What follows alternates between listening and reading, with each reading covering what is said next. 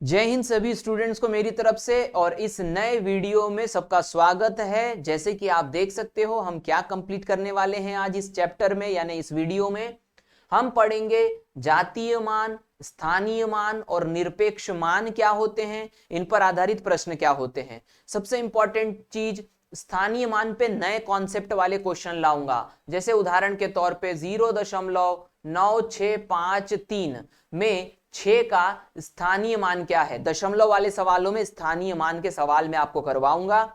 तो पूरे वीडियो को पूरा देखना है, यानी इस वीडियो को पूरा देखना है तो आपको अच्छे से नए कॉन्सेप्ट के क्वेश्चन मिलेंगे, क्योंकि इस प्रकार के क्वेश्चन जो है वो आपको ज्यादा जगहों पे नहीं दिखाई देंगे।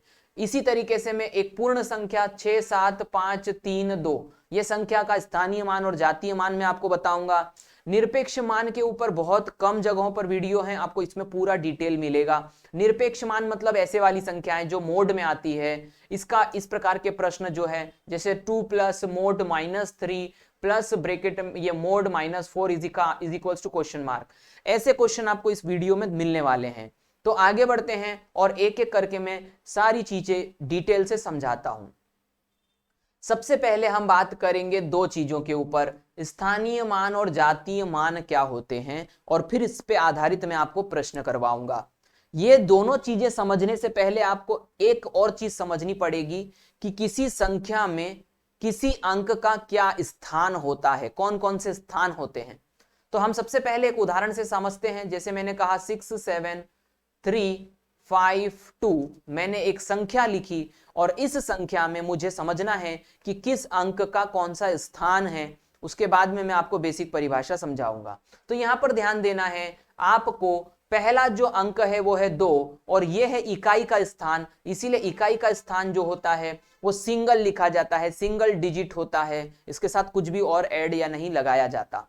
इसके बाद में 5 जो है वो कहलाता है दहाई का स्थान, और दहाई का स्थान हमेशा एक शून्य के साथ लिखा जाता है। एग्जैक्टली यहां पर 5 जो है, इसे हम 5 नहीं पढ़ेंगे इस संख्या में, इस संख्या में हम इसे 50 पढ़ेंगे, क्योंकि 5 दूसरे स्थान पर है, दहाई के स्थान पर। इसके बाद में हम यदि 3 की बात करें तो 3 यहां पर है सैकड़े के स्थान पर, और सैकड़ा यानी कि 2 शून्य हमेशा सैकड़े का स्थान यानी 100th प्लेस जो होती है वो 2 शून्य के साथ आती है। इसी प्रकार से 7 जो है इसको हम 3 शून्य के साथ लिखेंगे, क्योंकि ये 1000वें स्थान पर है, 1000 प्लेस पर है। इसके बाद में हम 6 को पढ़ेंगे, 6 के साथ में हम अगले 4 शून्य लगाएंगे, क्योंकि 6 के बाद 4 अंक दिए गए हैं तो 4 शून्य लगाएंगे। इस प्रकार से अब यदि इस संख्या को मैं पढ़ने की कोशिश करूं या जोड़ने की कोशिश करूं, तो मान के चलो कि मुझे किसी व्यक्ति को 67,352 रुपए देने हैं, तो मैं उसे 2 रुपए दूंगा, फिर 50 रुपए, फिर 300, फिर 7,000 और फिर 60,000। इस प्रकार से मैं उसे 67,352 रुपए दूंगा। अब यह तो हमने समझ लिया कि कौन सा स्थान कौन से अंक, कौन सा अंक कौन से स्थान पर है। अब हम बात करते हैं परिभाषाओं की, स्थानीय मान और जातीय मान। एक परिभाषा तो मैंने आपको शब्दों शब्दों में ही समझा दी कि स्थानीय मान क्या होता है। स्थानीय मान मतलब वह मान जो किसी अंक के स्थान पे निर्भर करता है। जैसे कि उदाहरण के तौर पर मैंने इस संख्या में, फिर से मैं वही संख्या लेता हूं 67352, इसमें मैंने आपसे कहा कि ये जो 7 है इस 7 का स्थानीय मान बताइए। तो ध्यान दीजिए, ये जो 7 को हम 7 लिखेंगे और इसके पीछे के जो भी अंक हैं इनको हम 0 बना देंगे, तो हमें 7 का स्थानीय मान मिल जाएगा। कहने का मतलब यह है इस संख्या 67,352 में 7 का स्थानीय मान है 7000। वह मान जो स्थान पर निर्भर करता है स्थानीय मान कहलाता है। उदाहरण के लिए एक और प्रश्न, एक और चीज समझ लेते हैं। यदि मुझसे पूछा गया इस 5 का स्थानीय मान बताओ, तो 5 की जगह 5 लिखूंगा और उसके बाद एक अंक आ रहा है तो एक शून्य लगा दूंगा, तो 5 का स्थानीय मान जो हो जाएगा वो हो जाएगा 50। इस प्रकार से मैंने आपको स्थानीय मान बता दिए पूर्ण संख्या के। अब बताऊंगा मैं दशमलव वाली संख्या के। उसके पहले हम समझ लेते हैं जातीय मान क्या होते हैं।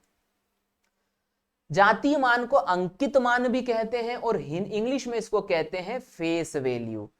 स्थानीय मान को क्या कहते हैं, प्लेस वैल्यू। अब बात करते हैं हम जातीय मान की। क्या है जातीय मान, समझ लीजिए। देखिए, फेस वैल्यू से आपको अच्छे से समझ में आएगा इसका परिभाषा। मान के चलिए कि अभी मैं यहां पर आपको पढ़ा रहा हूं और ये मेरा फेस है, मैं एक टीचर की भूमिका यहां पे निभा रहा हूं, मेरा स्थान यहां पर टीचर का है। मान के चलिए कि कल मैं जिले का कलेक्टर बन जाता हूं, तो मेरा स्थान क्या हो जाएगा? कलेक्टर। मैं तब टीचर नहीं कहलाऊंगा, मेरा स्थान बदल जाएगा। लेकिन क्या मेरा फेस बदलेगा? नहीं, मेरा फेस वही का वही रहेगा।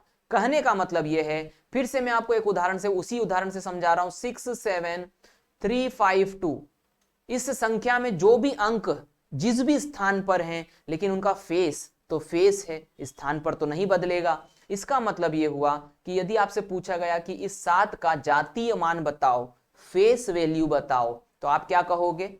सिंपल सी बात है, 7। क्यों? क्योंकि वो कोई भी स्थान पे चले जाए, अपने फेस, अपने मूल स्वभाव को नहीं छोड़ेगा। इसी प्रश्न में यदि मैंने कहा कि 3 का स्थान जातीय मान बताओ, फेस वैल्यू, तो वो क्या रहेगा? 3 ही रहेगा। 5 का जातीय मान 5 ही रहेगा। तो उम्मीद करता हूं कि आप जातीय मान और स्थानीय मान को समझ गए होंगे। अब ध्यान देना, मैं आपको दोनों को एक ही जगह पर ला करके बता रहा हूं, और वो भी इसलिए ताकि अच्छे से समझ में आ सके। समझ में आ गया हो तो स्किप कर सकते हो, नहीं तो देख लो। देखो, मैंने एक संख्या ली 59327।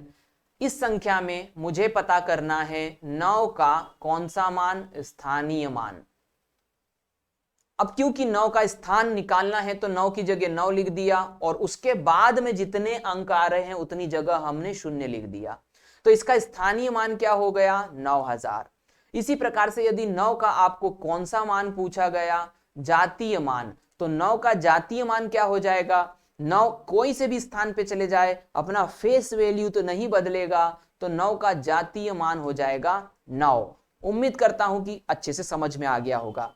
अब हम बात करेंगे दशमलव वाली संख्याओं की। स्थानीय मान पता करना है, जातीय मान तो कभी नहीं बदलते। उदाहरण के तौर पे समझ लीजिए, मैंने यहां पे कहा 0.965 और 4। मैंने इस प्रकार से ये संख्या लिखी 0.9654। अब इसमें मुझे पता करना है कि ये जो 6 है, इसका स्थानीय मान क्या होगा? कौन सा मान? स्थानीय मान। तो ध्यान देना, ये दशमलव वाली संख्या है, बड़ा नया कॉन्सेप्ट है, इसीलिए ध्यान से समझ लो। पहले तो मैं ट्रिक समझा देता हूं। 6 को 6 लिखो, और क्योंकि ये दशमलव वाली संख्या है इसलिए इसके पहले 0 लगाओ और फिर दशमलव एज इट इज। तो ये आ गया इसका कौन सा मान? स्थानीय मान। बड़ा सरल सा है, मैंने अच्छे से समझाने की कोशिश करी, इसीलिए दोनों को एक ही जगह कंपेयर करके रखा है, पूर्ण संख्या को भी और दशमलव वाली संख्या को भी। तो आप कहोगे सर 6 का जातीय मान क्या होगा? अभी थोड़ी देर पहले बताया था, कहीं पर भी वो चला जाए अपना जातीय मान तो वो नहीं छोड़ेगा, मतलब 6 का जातीय मान 6 ही होगा। आगे बढ़ते हैं। इसी प्रश्न में मैं थोड़ा सा इसको नीचे ले लेता हूं ताकि और अच्छे से समझा सकूं दशमलव वाली संख्याओं को। दशमलव वाली संख्या में यदि मुझसे पूछा गया, यहां पर ध्यान से समझिए कि आप एक काम करिए, इस 4 का स्थानीय मान निकालिए। तो देखो 4 की जगह मैं 4 लिखूंगा, इसके आगे जितने भी अंक आ रहे हैं उतने में क्या लगा दूंगा? 0। आगे 0 लगाऊंगा, दशमलव का है, और उसके बाद में आ गया 0। तो ये बन गया 4 का स्थानीय मान। आगे बढ़ते हैं। इस प्रकार से क्वेश्चन और बदल सकते हैं। जैसे इसी प्रश्न में यदि 0.06 ऑप्शन नहीं आया तो क्या आएगा? 6/100। इस प्रकार से ये 0.004 आंसर नहीं आया तो क्या आएगा? 4/1, 2, 3, 4। कैसे? 2 और 2, 4 शून्य लगा दीजिए 4 के बटे में, तो ये भिन्न में बदल गया। ये एक अलग चीज है, लेकिन मैं आपको जो जातीय मान और स्थानीय मान निकालना बताया था वो मैंने आपको डिटेल में बता दिया, किस तरीके से आप ये काम कर सकते हैं, स्थानीय मान और जातीय मान। अब हम आगे बढ़ते हैं, एक और प्रश्न करते हैं, और वो प्रश्न क्या है ये देखिए। स्थानीय मान और जातीय मान पे ये प्रश्न आते हैं। संख्या है 27856। संख्या में 8 के स्थानीय मान और जातीय मान का क्या निकालना है? अंतर क्या होगा? तो आपसे पूछा गया स्थानीय मान और जातीय मान का अंतर, लेकिन कौन सी संख्या में? ये देखो 27856, और अंक कौन सा है? 8। यानी कि आपको पहले तो 8 का कौन सा मान निकालना है? स्थानीय मान। तो मैंने कहा 8 को वैसा का वैसा लिख दो और 00 लगा दो, स्थान हो गया। जातीय मान क्या होता है, तो बोले सर 8 ही होगा। माइनस करेंगे क्योंकि अंतर बोला है, तो 8 को घटा दोगे तो कितना बचेगा, 792। 792 इज द राइट आंसर। इस प्रश्न का उत्तर आ गया है। उम्मीद करता हूं समझ गए होंगे आप लोग। अगला प्रश्न देखते हैं और वो है निरपेक्ष मान किसको कहते हैं।